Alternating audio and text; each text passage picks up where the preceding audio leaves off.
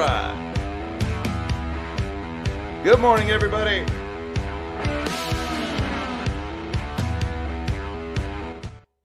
Today is July 17th, 2023. Happy Monday, everybody. The new week is upon us. And what a week we have ahead of us. Regional bank earnings will be all the rage over the next few days. They start up this afternoon into tomorrow. Tomorrow's the big one. We get PacWest, Western Alliance, a lot of those little banks that, in my opinion, are probably going to have pretty bad quarters that are going to be proportionally as bad as JP Morgan's quarter was good. But this morning, the big story isn't bank earnings, not just yet. It's China. It's overseas. China, the world's factory, just reported their GDP numbers. 6.3% year-over-year growth in China's GDP. That's off of expectations of 7.1%. Big miss for China's economy.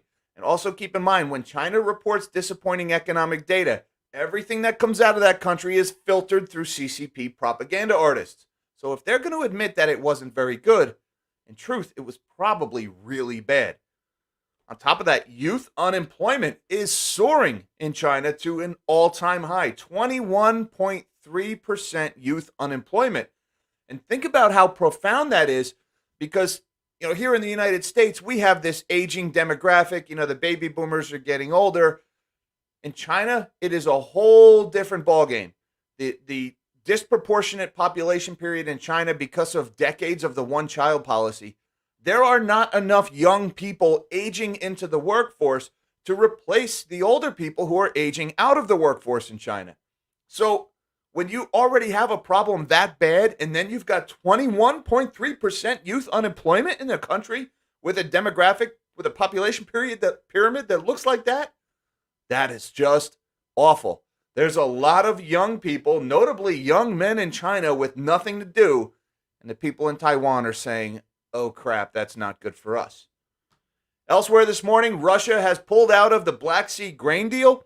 You may recall last summer, a deal was reached, it was negotiated, where the Russian Navy would allow Ukrainian grain to be shipped through the Black Sea in order to alleviate food shortages in developing countries.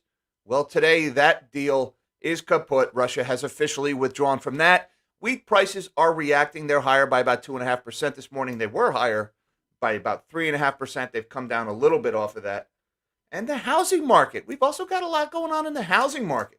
520,000 new apartments are under construction in the United States right now. That's a lot of new supply that's expected to hit the market this year. Another 457,000 expected to hit the market next year. Remember that the situation in the housing market right now is very fragile. Prices are not crashing. A lot of people have expected prices to crash, but they haven't yet, because so many people aren't selling their houses, because mortgage rates are so high now. They locked in their low mortgages. They refied in 2020, 2021. They got that nice 2.5%, 3% mortgage. They're not going to sell now and go buy something else at 7%. And so there's very little transactions happening. The housing market is very illiquid. Well, illiquid markets are notoriously volatile, and sudden changes to supply or demand in an illiquid market can cause rapid moves in prices. And there are hundreds of thousands of new places to live about to hit the market. Now, that's the rental market. It's going to lower rent prices, especially in some key markets. But hey, we've got a lot of landlords in this country, don't we? We've got a lot of Airbnb owners. We've got a lot of investment properties, a lot of people who bought houses hoping that they would be cash flow machines. Well, with all these new apartments getting built, those houses are not going to be cash flowing, which could result in a lot of new supply hitting this illiquid market. Could be a catalyst for lower home prices.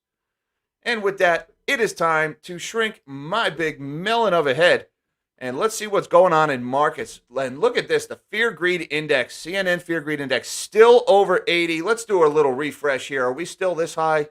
We are still over 80.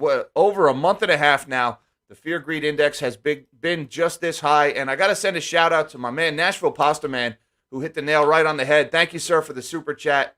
And it fits right in with this Fear Greed Index.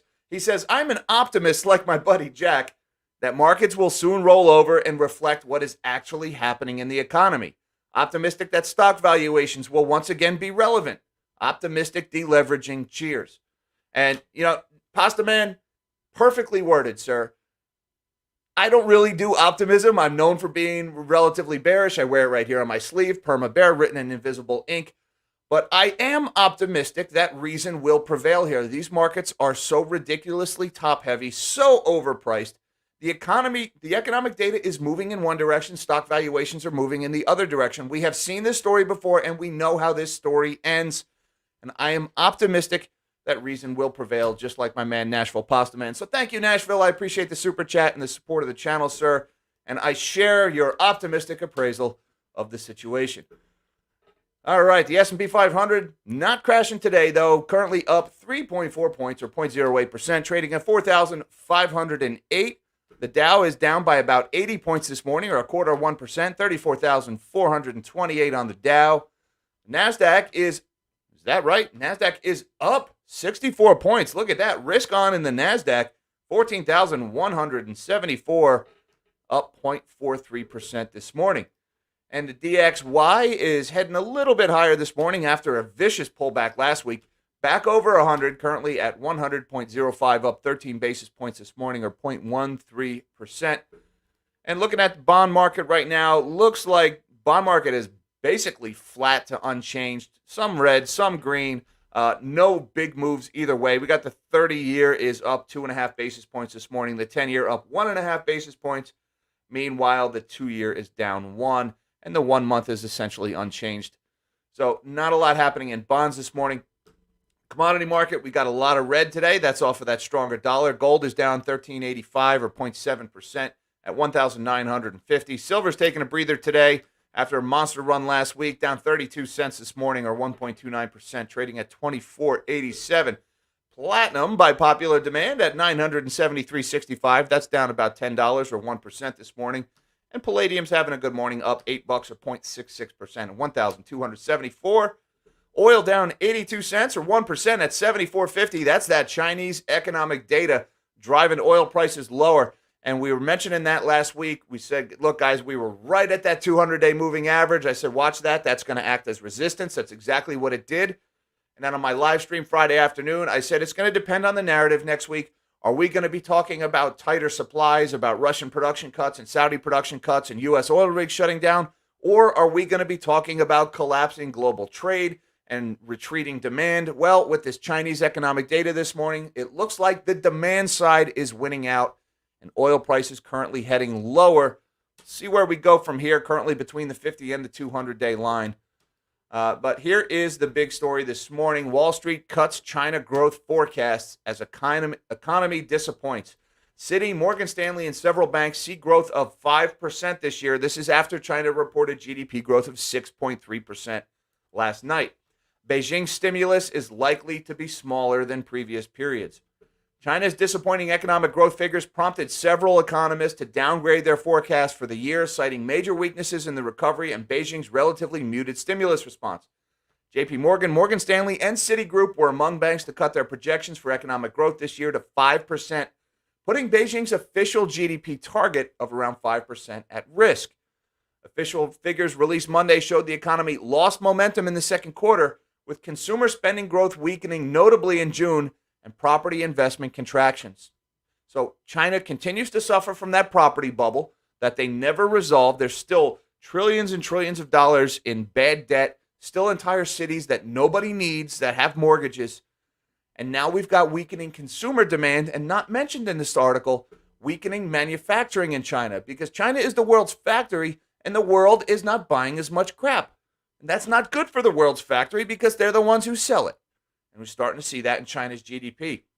Now, take a look at this chart. This is in Bloomberg here, and this kind of shows it. Now, the black line is your year-over-year GDP growth. That's your headline number, which just came in at 6.3%. So that's the number everybody's looking at. Now, it does look like the black line is rising here, but take a look at the yellow line, the quarter-on-quarter. It's actually falling, only 0.8% Q-over-Q growth. And the other thing I would mention, that 6.3% headline number, guys, look at the base effect, because a year ago, China's GDP had grown by only 0.4%, and the quarter over quarter was deeply negative back then. So we're comparing the year over year number compares to the year ago number. Well, that base effect wears off starting next quarter, And that's why these analysts are saying China's GDP, that 5% target for year end, is at risk here because this number's not going to stay here for very long. It's heading lower next quarter, just with this previously lower print aging out. So that's the GDP number. But even more worrying is this article, also this morning in Bloomberg. China warns youth unemployment to worsen after hitting a record. Joblessness among young people hits a record 21.3% in June. 1 in 5, more than 1 in 5 Chinese youth is out of work. Millions of graduates seek work as economic recovery stumbles. China's youth unemployment rate hit a record in June, marking a third consecutive month above 20%, and the government warned the situation may get even worse as new graduates start looking for work. The jobless rate for people aged between 16 and 24 was 21.3% last month, the National Bureau of Statistics said on Monday. That's the highest on record in data that goes back to 2018. All right, so it only goes back to 2018, this data. That's not like, oh my God, it's the highest number in history. Well, history only goes back 5 years, according to this data set. So I guess we'll temper our enthusiasm for this data point a little bit here. But again, when you consider this in the context of the demographic collapse in China, this is a profound statistic. And something I just want to mention here, this number historically, if you look at the peaks in this chart, this black line here, that is the 16 to 24. That's the youth unemployment rate. And the yellow line, that is your headline unemployment rate, the national average. So you can see the youth have been more and more driven out of work over these last 5 years, even though the national average hasn't moved. And if you look at the peaks, it almost always peaks in July of every year, while we are only in June, which means next month this will probably be even higher, currently at 21.3%. Other news today, Russia acts as landmark Ukraine grain deal just hours before the deadline. First inked in July 2022, the UN-brokered Black Sea Grain Initiative has been repeatedly elongated in short increments. It was set to lapse on Monday at midnight Istanbul time. Wheat prices jumped 3.5% as the news broke. Russia on Monday said it had suspended a humanitarian corridor to deliver key Ukrainian grains to global markets hours before the agreement's expiry.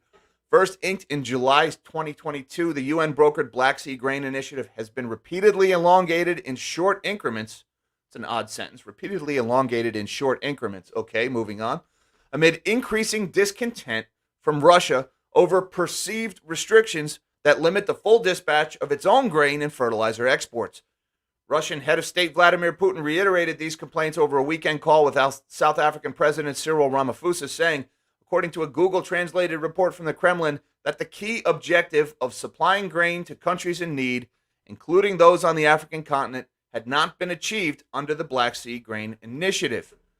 So it looks like the Russian Navy will no longer be granting safe passage to ships carrying Ukrainian grain out of the Black Sea.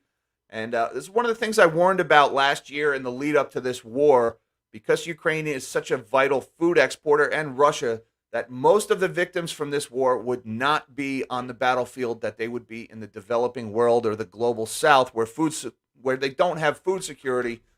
That never really materialized, a lot because of this deal to allow the Ukrainian grain to get out.